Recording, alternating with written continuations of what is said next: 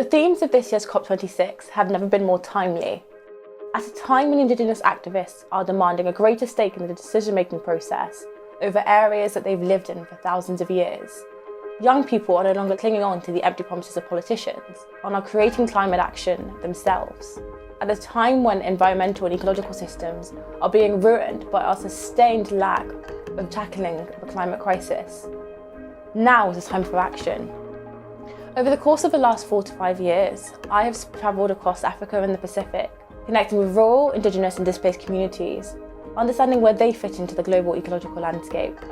And whilst I have many suggestions, ideas and solutions that I'll invariably talk about during this conference, my idea for climate action comes down to 3 key recommendations. Let's de-risk non-traditional sectors. The small rural farmer who has spent decades owning and tending to 8 acres of land deserves scale-up investment just as much as the suburban businessman.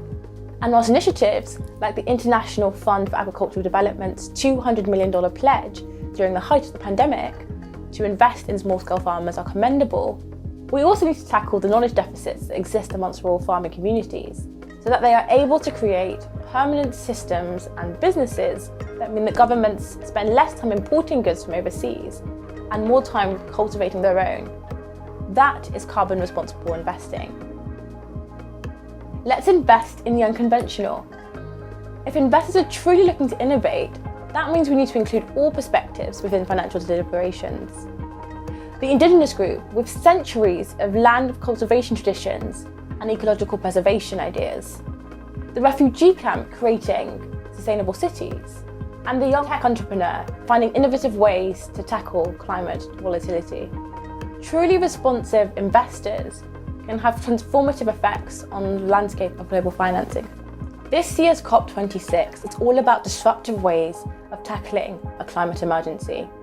And if we are looking at how we can help in a financial sense, then we need to be willing to disrupt and change our way of thinking. And lastly, policymakers. It's time that we approach Indigenous, rural and disparate communities in a way that's much more collaborative and takes into account their own unique idiosyncrasies.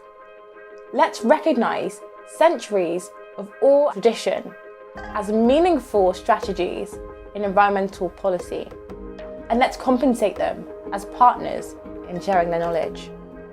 There should not be a single consultation discussing environmental and climate volatility without inclusion of Global South representatives. And most importantly, it's time that we cut the red tape. It's time that we recognise that formal qualifications does not necessarily mean that somebody is better placed to decide what's going on in our planet. Over the last 3 years, I've been working to make change happen.